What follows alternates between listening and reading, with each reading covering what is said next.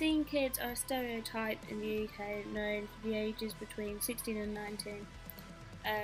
Their type of music is soft punk and hard punk. This is a range of music because of the different age ranges. People that have obviously just started to come into punk and scene kids stereotype will listen to the softer punk, and people that have been in the stereotype for a lot longer will be in the harder genre. They're also known for their bright hair and the heavy makeup and the heavy poses, to also be known on their social networking sites such as Tumblr and Facebook. This stereotype fits my magazine, and I've also tried to appeal to it because of the way that the magazine is a bit younger than a lot of rock magazines. It's pointed out for ages between 16 and 24 instead of 25 and above.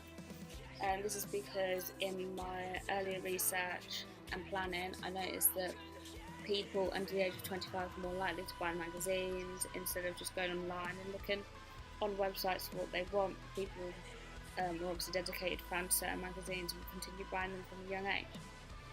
My next stereotype are the hardcore stereotype. This is the older generation of rock. They're known to listen to your Slipknot bands, bands that are a lot more heavier, to be played at Download Festival. Their age range of this stereotype is between 19 and 26. This stereotype will appeal to my magazine because of the wisdom as such. They'll know what they're on about. They'll also add different type of articles and stories into a magazine. They're also known to be the people they're known to be the people that walk around with tattoos and beards and white teeth, work in London markets. They're very far away from the mainstream rock. My final stereotype that I tried to fit my magazine to are emos. This is the youngest age range of my stereotypes for the magazine, which can start from 11 to 16. They're misunderstood stereotype.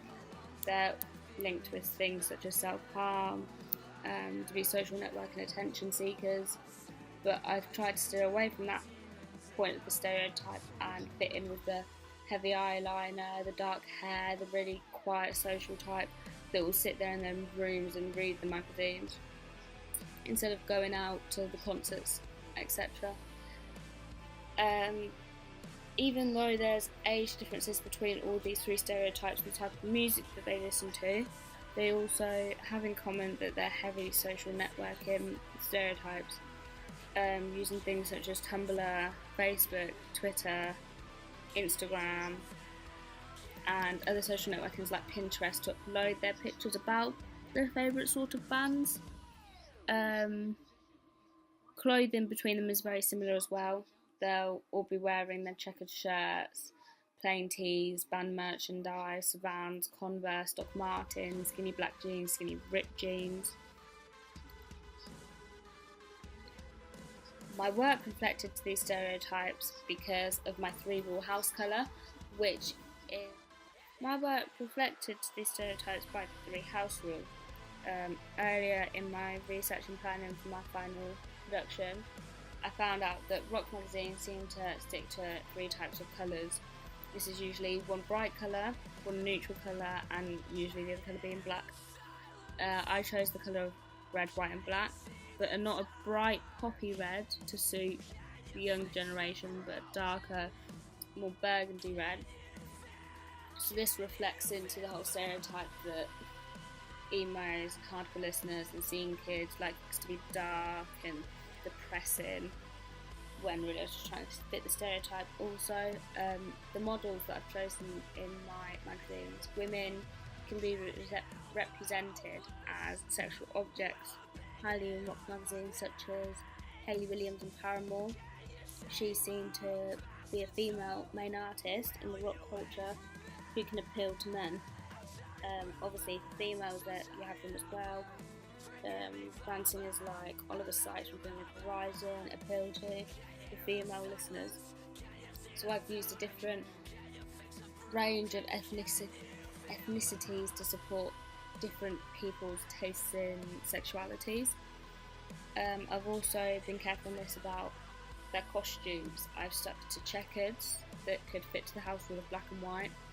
I've also done red and black shirts, red trainers, stick to all skinnies, black dresses.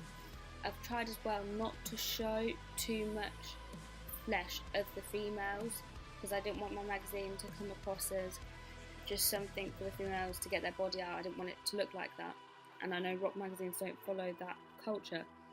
I also know that my stereotypes would not stereotypically approve of women getting their bodies out, seeing as they're stereotypically known as self-conscious and undermining of their own bodies.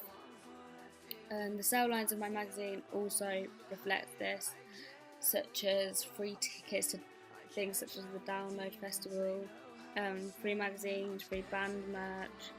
Also, the main sale lines being that the reader is allowed to know what the band are like without being on stage. They get the insight of what they want to hear. The layout is minimalistic on my double-page spread to suit different types of people. Maybe not everyone in hardcore wants it to look hardcore. Maybe everyone in emo doesn't want it to look so dull and depressing. Like maybe they wanted it to look a bit different inside. But I stuck to the normal overlapping, simple text structure on my main front page and my contents page.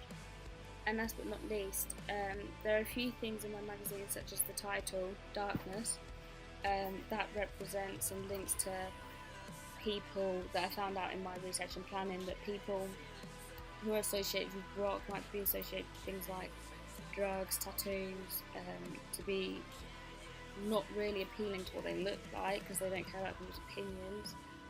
And they're also known to be into stuff such as vampires and werewolves, and to be on the darker side of society. Yeah.